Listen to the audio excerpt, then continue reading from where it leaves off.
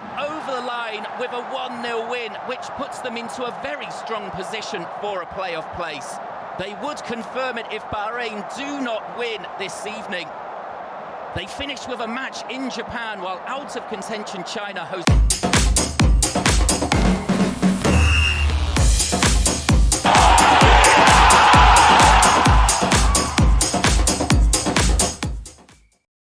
Ketua Umum PSSI Erick Thohir resmi mengumumkan daftar 27 pemain timnas Indonesia yang akan tampil pada laga FIFA Matchday melawan Kuwait, 5 September, dan Lebanon, 8 September, mendatang, Kamis, 21 Agustus 2025.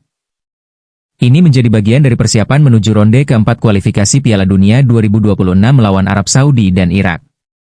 Pertandingan FIFA Matchday melawan Kuwait dan Lebanon akan menjadi persiapan timnas Indonesia sebelum menghadapi Arab Saudi dan Irak di ronde 4 kualifikasi Piala Dunia 2026, tulis Erick dalam unggahannya.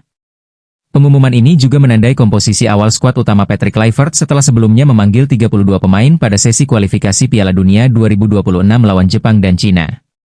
Namun, dari pengumuman tersebut, terdapat 8 nama yang tidak dilanjutkan masuk skuad final.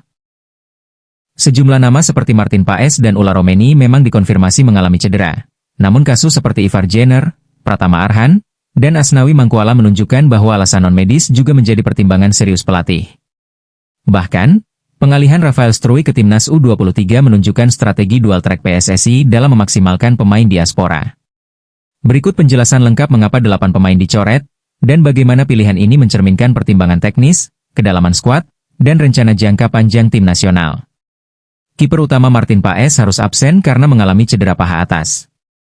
Sementara Ula Romeni, yang tampil di Piala Presiden 2025, mengalami cedera pergelangan kaki.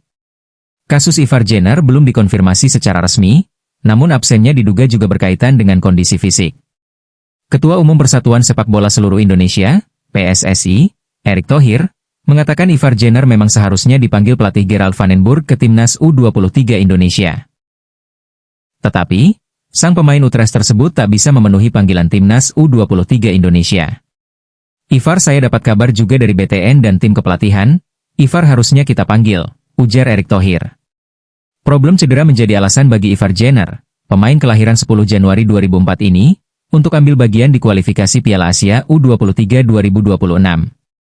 Tetapi baru saja cedera 7 minggu, kalau tidak salah jadi recovery-nya ditakutkan menjadi cedera lagi, tutur Erick Thohir menjelaskan. Ini yang kemarin juga Tia dengan klub juga kita bilang oke, kalau gitu sementara Ivar berlatih dulu itu yang coba kita maksimalkan untuk saat ini, ucap pria yang juga menjabat sebagai Menteri BUMN ini. Berbeda halnya dengan Ivar Jenner, Rafael Struijk dinyatakan klubnya, Dewa United, terpanggil memperkuat timnas U23 Indonesia. Nama Rafael Struijk juga tak menghiasi Garuda Caling timnas Indonesia senior pada 21 Agustus kemarin. Pelatih timnas Indonesia senior, Patrick Kluivert, memilih mengandalkan Ramadan Sananta, Ragnar Oratmangoen, dan Egy Maulana Fikri untuk sektor ofensif. Ada pula nama-nama seperti Stefano Lillipali, Yakob Sayuri, dan Beckham Putra yang mampu difungsikan sebagai penyerang sayap di timnas Indonesia senior. Pilihan itu mengindikasikan bahwa tenaga Rafael Struijk lebih dibutuhkan timnas U23 Indonesia di ajang kualifikasi Piala Asia U23 2025. Rafael Struijk akan membela timnas Indonesia U23 yang akan bertanding di grup J AFC U23 Asian Cup 2026 Qualifiers. Demikian bunyi unggahan Instagram Dewa United.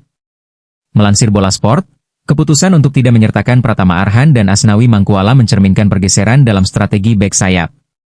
Meski keduanya berstatus reguler dalam beberapa laga sebelumnya, pelatih Patrick Kluivert tampaknya memilih mengandalkan rotasi baru lewat nama-nama seperti Sandy Walsh, Nathan Choyaon, dan Kelvin Verdong yang dinilai cukup solid dalam skema bertahan dan transisi menyerang. Di lini depan, nama Septian Bagaskara juga tak masuk dalam susunan pemain. Sebagai gantinya, Ramadan Sananta diproyeksikan sebagai striker utama. Meski kehilangan Ula Romeni akibat cedera pergelangan kaki, Kluivert tampaknya percaya bahwa kombinasi Sananta dengan Eliano Rejders cukup menjanjikan dalam menjaga fleksibilitas serangan.